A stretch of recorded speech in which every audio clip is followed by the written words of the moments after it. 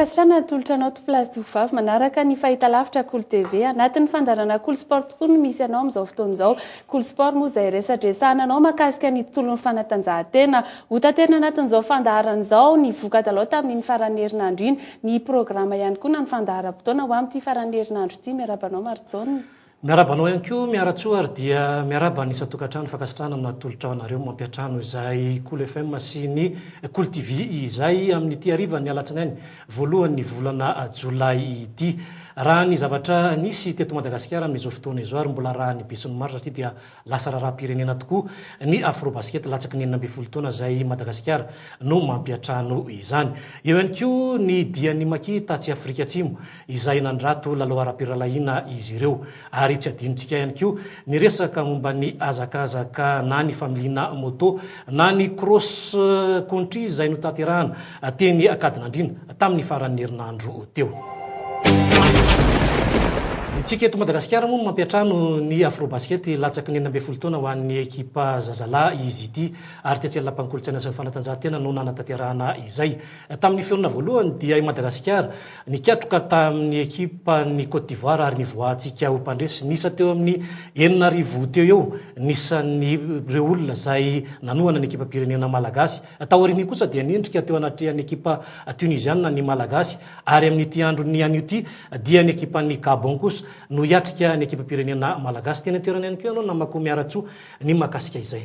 Tsara fanombohana tokoa ny ekipa pirenenantsika malagasy Marjona tamin'ny zoma teo raha ny fampikatroka tamin'ny Côte d'Ivoire. Hita tokoa fa efa ampy fanazarantena tokoa ny ekipantsika, fanampin'izay ihany koa moa mafy dia mafy tokoa ary anisan'ny tombony ho antsika izay mafy dia mafy tokoa ny teo amin'ny défense, ny attaque ihany koa dia toraka izany ho rahantsika avy hatrany nefa na dia adiny. Tanteraka ny fanambina ndraisan'ny ity lalao ity teto Antananarivo na nandalo fotoan-tsarotra aza ny firenena. Io ny teny nentin'ny filohan'ny Federasiona Malagasy ny Basket, Ramarson Jean-Michel nanamariana ny fisokafan'ny Afrobasket latsaky ny 12 taona zazalahy tetsy amin'ny lapan'ny kolontsaina sy ny fanatanjahantena tamin'ny zoma teo. Itsay Abel, filoha-hevitry ny FIBA Afrika kosa dia nilaza fa anisan'ny toerana tsara tamin'ny fandraisana ny Afrobasket ny lapan'ny fanatanjahantena mamasina ka sarotra adinoana. Tao anatin'ny 9 taona dia efa nitelo sika izao nandray ity fifaninana ity. Hita fa mipetrapetraka tsara avokoa ny fandrindrana ny asa ary miavaka ny fanokafana tamin'ny fomba ofisialy. Taorian'ireo lahaten'ireo dia noravahana diny kianja niaraka tamin'ny tarika 20 mialohan'ny idirana tamin'ny lalao. Soradi izay maneho kolontsaina afrikana sy arabo no nandravahana izany. Nanatrika ny fanokafana n'ity lalao ity ihany koa ny Praiministra lefitra misahana amin'ny fampandrosoana sy ny fanajariana ny tany Andriamatoa Ajo Andrianarivelo izay mpiara-miasa trano tamin'ny federasiona nandritry ny fanatanterahana ny Afrobasket teto Madagasikara.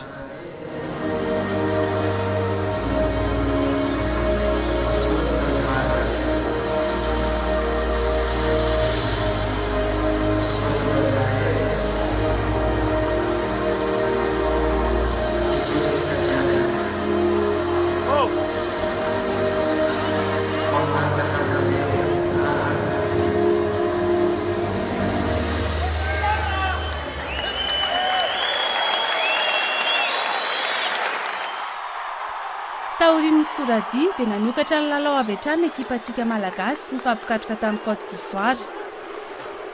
Teny am-piandohana dia efa nahitana endri-dalao ny feonan'ny ekipa pirenena malagasy sy ny Ivoirianina.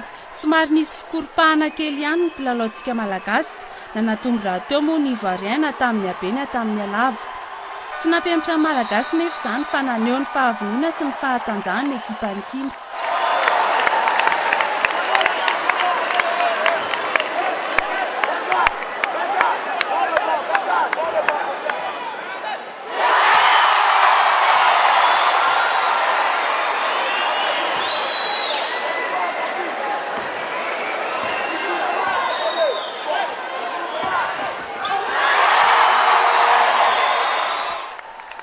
Anisan'ny mpilalao songadina ary tompo marika tamin'ny famonoana baolina be indrindra tamin'ity feonan'ity Ibila mpilalao JSB Boeny izay natafiditra baolina 2-20 sy didisa mpilalao streetball vakina karatra napiditra baolina 10. Tarika tamin'ny 7-10 ny malagasy hatreo am-pizarapon-taona voalohany ary 4-20 kosa teo am-pialana sasatra. Voatazona hatrany io elan'elan'io na dia niezaky nanohitra sy namenjika ihany aza ny Côte d'Ivoire. Antoko ny fandresentsika ny famafisan'ny fiarovana na dia teo aza ny fanariana baolina na nampitrotraka an'izany moa ny fahadisoana fandiminy azon'ny kiady izay mitana ny pivot. Na izany aza tsara fandoana ny ekipantsika nandavy Ivoirien tamin'ny isa 7-70 no 7-20. Toy ny lalao iraisam-pirenena dia nisy ny feonan'ny kapitaine d'équipe niaraka tamin'ny mpanazatra sy ny mpanao gazety taorian'ny lalao. Il y a beaucoup de distraits en chambre comme sur le terrain. On ne suit pas les consignes du coach. C'est pour ça que cette défense a été comme ça. Ny ampitsoniny kosa raha niona tamin'ny Tunisie sika dia niondrika tamin'ny isa 4-70 no 7-20. Tokony fanandrina tamin'ny Algérie sika tamin'ny Mali saingy tsy tonga ny Algérianina. Teo amin'ny vokatra hafa kosa indray dia nandavy Comores tamin'ny isa 1-30 ny Angola. Nandavy Gabon tamin'ny isa 7-20 no 2-20 kosa indray ny Côte d'Ivoire. Nanamontsana ny Mozambika tamin'ny isa 2-0 no 7-30 kosa ny Egypte. Ny Tunisie kosa indray dia nibata ny fandresena manoloana ny Côte d'Ivoire omaly tamin'ny isa 7-20 no 4-30. Ny RD Congo dia nandavy ny Comores tamin'ny isa 4-20 no 7-30.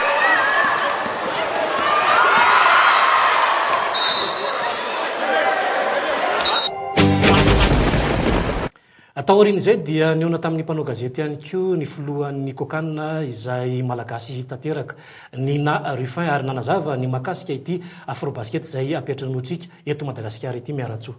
Nanambara moa Marzona ny Nina Ruffin izay président ny kokanina fa ilaina tokoa ny fanohanana eto amin'reto ekipam-pirenenantsika malagasy reto fa tsy tokony ho atao mihitsy ny manan-kivy azy ireo eny ambony kianja na dia atao koa raha hoe mihitsy ny lesoka kely ho an'ny reto mpilalao reto arahantsika neny fanadihadiana. Ny fanohanana avy amintsika malagasy no antoko ny fandresen'ny ekipantsika. Izay ny teny nentin'ny filohan'ny kokanina Andriamatoa Nina Ruffin omaly teny amin'ny lapan'ny fanatanjahantena nandritry ny valandresaka nataony tamin'ny mpanao gazety. Mila ny fiatanan'ny olon-drehetra ny tia basket rehetrarehetra ny malagasy rehetrarehetra satria mahazo telefôna zay na hatrany Majunga na hatrany Diego vao vita ny baolina. Tena lasa tsy jeren'ny olona intsony manomboka amin'ny olona atao anatin'ny palais hatrany amin'ny olona any amin'ny télé hoe 10-12 taona sy 12 taona hoe olona manao io. Zay natonga anao marina vao teny nanaka amin'ny micro dia niteny hoe toan'ny ekipantsika.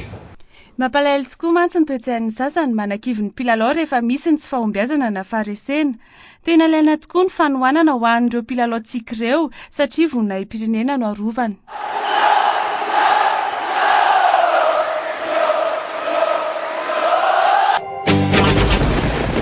Tonga teto tanindrazana tamin'ny alahady teo tokoa ny 15 Maggio de Madagasikara rehefa avy nandranto lalao ara-panatanjahantena tany ivelany makasikasika izay Marzona. Marina tokoa izay satria tamin'ny 12 ny volana Jona teo no niazo any Afrika Atsimo ny ekipam-pirenena malagasy eo amin'ny tontolon'ny baolina lavalava. Tsara ny mampafantatra fa ity lalao ara-piralahiana ity moa dia ny fianakalozana traikefa eo amin'izay tontolon'ny baolina lavalava izay raha ny fanazavany Rafalmanina Bertin Zoto dia tsy mbola ampitateraka eo amin'ny Pac d'Avant ny ekipam-pirenena malagasy na izany na tsy izany nefa dia anao izay ho afany amin'ny fiadiana ny CAN 2013 eo tanterahana eto amintsika ny fafolo ka hatramin'ny 14 volana Jolay avy izao ny ekipam-pirenena malagasy ny fanadihadiana no andeha arahantsika. Herinandro no naretan'ny 15 Maggio de Madagasikara tany Afrika Atsimo nandrato lalao ara-piralahiana izy ireo. Tsy dia nivokatra no mamay fa niresaka momba ny fanakalozana traikefa eo amin'ny ekipa malagasy sy ny ekipa afrikanina tatsimo. Raha ny taloha tany an-toerana hoe ny mpanazatra Rafalmanina Bertin dia mbola mila ezaka lehibe isika eto Madagasikara ary izay tsy fampino ny lalao iraisam-pirenena izay no antony nanaovana ity tany Afrika Atsimo ity ho an'ny ekipa malagasy. Ny tany Afrique du Sud angamba azoko lazaina hoe positif alizy satria raha nomele tany ny tany mako zay raha nandehana akany dia resaka hoe jerevana tanjaky ny mpilalao am'mele sy ny amin'ny kokoty ka nisy kokoty maromaro tany nefa ny angamba ray na roa ihany ny maty nataon'le golden dia ny mele tena tsy niempotra mihitsy tsika zany reny zavatra reny zany natao fa nyresaka taktika tsy dia namoaka zavatra taktika mihitsy zay satria be dia be ny olona mpijery baolina tsy fantatra ntsony hoe Zimbabwe reto na iza na iza zay ngamba ny tany zany azo lazaina hoe tena le hoe dona mihitsy ny tadiaviny.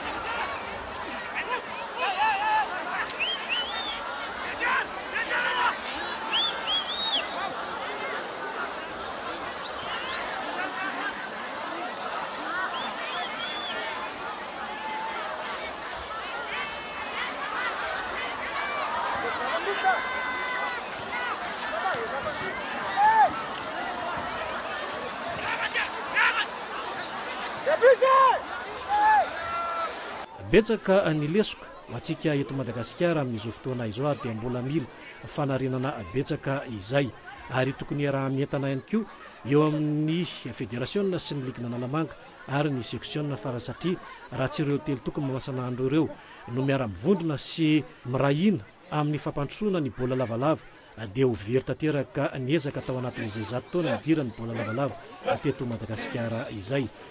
Structure mihitsy no mila hovaina raha mbola tsy mifanaraka amin'ny fédération sy ny ligue miara manamboatra ny structure rehetrarehetra sy ny section dia tsisy zava-baniny eto fa dia miara-maty amin'ny zoto ny rugby raha ho an'ny 15 maquis de Madagasikara hiatrika ny CAN 2013 atao eto amintsika ny fafolo ka hatramin'ny 14 ny volana jolay ho avy izao ny omaly alahady izy ireo no nigiadona tetsy amin'ny siarana mpiara-manidina ny resam-pirenena tetsy Ivato ary avy hatrany dia niatrika ny lalao ara-piralahina indray tamin'ny ekipan'ny miaramila na ny Kosfa hatreto ihany koa dia mbola napetraka ny mpanazatra fa tsy izay vokatra izay no mamaika fa ny fijerena tanteraka ny resaka teknika sy ny mbola ampiana ao anatin'izay sehatra ny bola lavalava izay indrindra fa ny ekipa pirenena satria dia mbola tsy ampy izay betsaka isika eto Madagasikara ka mila tosika avy amin'ny vahoaka malagasy ihany koa amin'ny fionana amin'ny Zimbabwe. Ny testa ihany zay fa io moa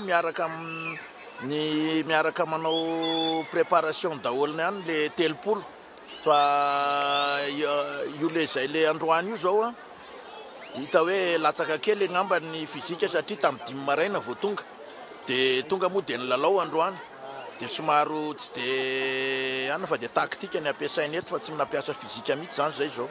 Ny ekipa nationale africaine rehetra mihitsy ihany mbola lozan'ny Afrique du Sud na dia hoe club anankiray ary ny ekipa africaine rehetrarehetra tsy maharesy club any Afrique du Sud satria le ekipa nanao taminay super 15 raha makisy golden zany raha pitainy satria mifoto mifantatry ny malagasy kokoa dia ohatrany hoe Barcelone na Chelsea ny contre tamin'ny Barea zay ngamba ny équivalence.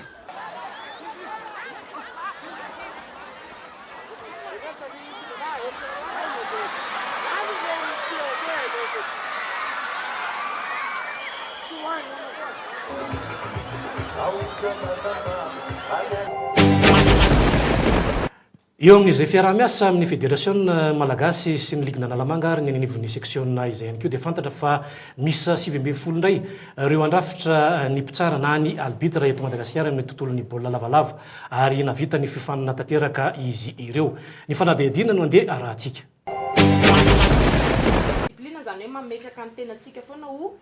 Nivoaka ireo anaran'ireo mpiofana teny anivon'ny ligue n'Analamanga ao anatin'ireo mpitsara na ilay antsoina hoe arbitre. Misy 7 izy ireo izay andrafitra indray rehefa mpikambana teo aloha tao anatin'izay ihany koa nefa dia nisy ny fahamahana gazety ho azy ireto ary dia ny fampahafantarana bebe koa izay sehatry ny mpitsara malagasy izay. Iombonan'ny mpitsara baolina lavalava eto Madagasikara mila pratiquer ao anatin'ny 3 mois misy période d'essai zany 3 mois dia hita hoe assiduisme manatrika ny fivoriana assiduisme manatrika ny formation rehetra assiduisme pratiquer sur terrain dia raisiny izy ho isan'ny mpikambana ao anatin'ny mpitsara. Rehefa tapitra zany 3 mois période d'essai dia zay izy vao tena mpitsara amin'ny fomba officiel fa mipase ohatrany hoe ao anatin'ilay telo volana izy mipase formation pratique sur terrain satria izy ireo fa nanao formation théorique dia mipase formation pratique sur terrain amin'izay izy ireo amin'ireo lalao zay misy eto Analamanga. Voalamina ary mirindra ny resaka ara-teknika azy ireto raha ny fanazavana ataony ny tompona andraika. Famoahana ny mpitsara izay nandalo fiofanana nandritry ny herinandro feno zay ny andraiketan'ny Analamanga Analamanga manokana na zany eo anatin'ny programme ny fédéral ihany misy reo olonireo zany nandritran'izay herinandro feno zay nanaraka fiofahana ho mpitsara lavalava na rugby. Ny votoatiny ny fampiofanana moa zany dia misy lafiny théorique lafiny règle zany dia ny lafiny pratique satria tsy maintsy pratique satria tsara izy dia ahoana moa ny pratique zany arbitre zay. Lafiny fahatelo ny fahalalana natao jeu de rugby satria io zavatra io zany heverina fa anisany zavatra lesoko hatramin'izay koa hoe tsy izay côté anankiray hoe fahalalana ny jeu satria anao raha vao tsara tsy maintsy mahafantatra ny jeu rugby anao vao afaka mitsara an'io. Zay zany na samy hafa sy tanomboka tamin'ity taona ity zany zay jeu zay zany nampidirina ina natao jeu rugby dia nampiraisina amin'izay natao ina fitsarana rugby. mba ho iray ny mpitsara eto Madagasikara ary ialana enatra amin'ny tontolo ny fitsarana no isiny izy 20 mianada ireto. Zavatra tahaka izao dia efa tafiditra anatin'ny fandaranasan'Ligue Nalamanga zany mba entina trany hanatsarana an'ilay tontolo fitsarana sy ny tontolon'ny rugby amin'ny ankapobeny. Misy zany ireo lalao maro be eto Nalamanga izay fantatsika izay mandeha isan-kerinandro.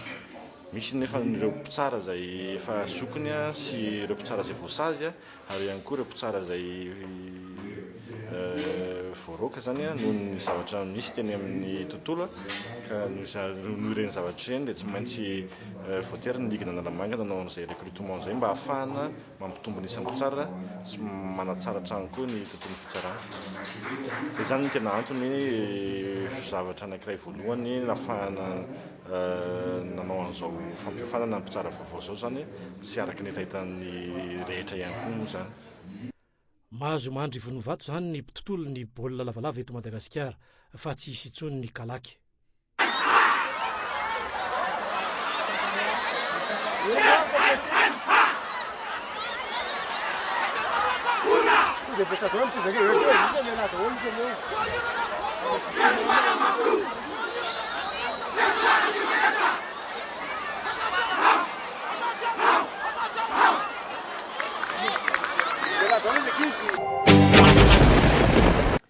Eo amin'izay tontolo ny baolina lavalava izay dia niakatra kianja tety amin'ny kianja Nanosy ireo mpikambana ao anatin'ny Fafisoa ary dia tamin'ny taona 2022 moa no nahitana azy ireo voalohany ary izao misy siratra izao ndray izy amin'ity indray mitoraka ity. Tao anatin'izay rehetra izay dia nazava ny fanazavan'ny tompon'andraikitra fa miompana amin'ny tanora sy ny fanatanjahantena no atolotra amin'ity indray mitoraka ity ary mba tsy idorohana izay zava-pisotro mahamamo sy ny zava-pifoka izay manimba ny tanora ankehitriny izay ihany koa. Ny fanazavana no andeha rahantsika. Fararandalon teny amin'ny kianjana Nanosy tamin'ny faran'ny herinandro teo. Taoriana lalao nokarakarain'ny section Antananarivo renivohitra tokoa mantsy dia lalao adiomo famaranana telo no tosa ho maly tolakandro. Ombin'ny fahatelo no nomany fikambanana Fafisoa atao amboara tamin'izany. Anisan'ny lalao niady ny fihaonan'ny 15 kombativa sy ny balamiza hitantsika amin'ny sary. Batany anjara ny manoloana ny 15 kombativa tamin'izany ary ny ekipan'ny balamiza manao mainty amin'ny sary. Isa 13 no nitondran'ny ombin'ody omaly. Fa ankoatr'izay ihany koa dia nandroaka ny azy tamin'ny isa 9 ny FTFA manoloana ny Aska. Ary ny omby farany dia lasa ny FTAT Nosy be. Tonga nanome voninahitra ary nanolotra omby ny filohan'ny fikambanana Fafisoa Rakotony Rasana Gilbert. Nanamafy ny fanohanany hatrany eny amin'ny kianjana Nanosy izy sy amin'ny fampitaovana ireo klub amin'ny boriboritany faefatra misy azy tsy ho latsa-danja amin'ireo fileovana hafa. Ny Fafisoa no somary nangina fa ny tena zany anisan'ny mitondra ny anjara biriky mandrakariva zany fa ho avy amin'izay zany ny Fafisoa ampiseho sy apalala ny fahaiza-manaony zany eo amin'ny fikarakarana ny tarazam-panatanjahantena zany.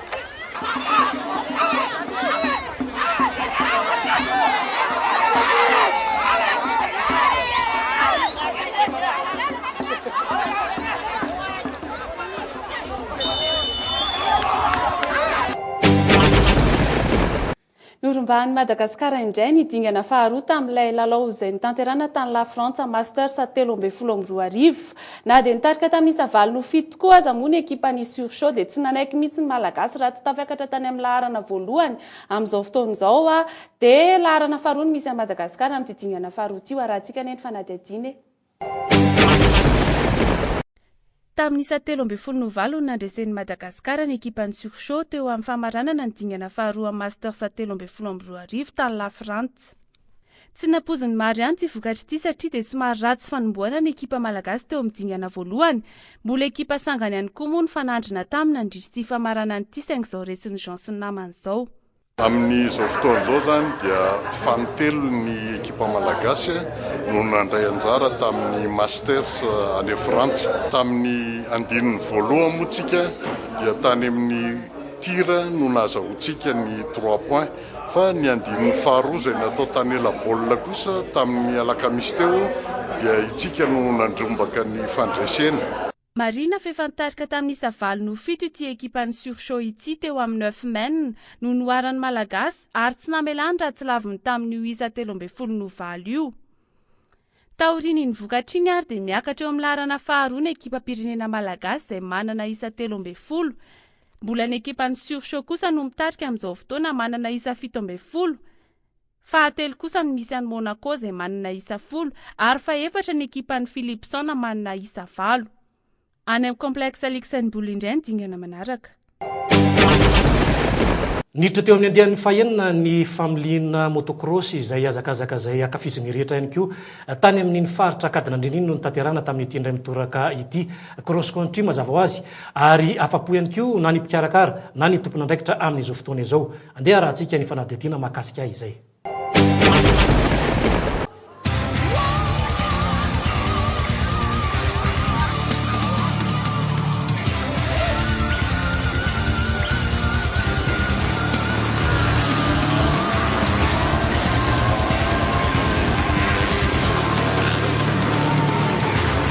Jofony commune Kadinandrina omaly alady satria dia miatrika ny andian'ny fahenina cross country Kadinandrina sady dingana fahenina iadiana izay mitompona ka ny Madagasikara eo amin'ny familiana moto ireo mpanamory isaky ny lavalosy enduro no taranjany atrehan'ireo mpifaninana araka nefa mahazatra ady mpamataranandro rora sy 3 minitra no fepotona napetraka ary nahatratra 20 kilometatra ny alavan'ny fidinana iray.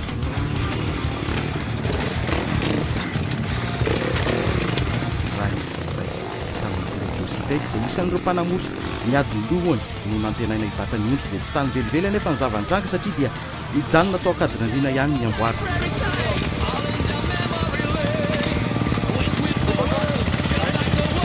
Misy ny fianjerana mafy nahazo mitedy vao ny fidinana fahatelo ary dia tsy afaka nitana ilay laharana voalohany tsony ny tenany ka namelany tao afaty miakatra mitady.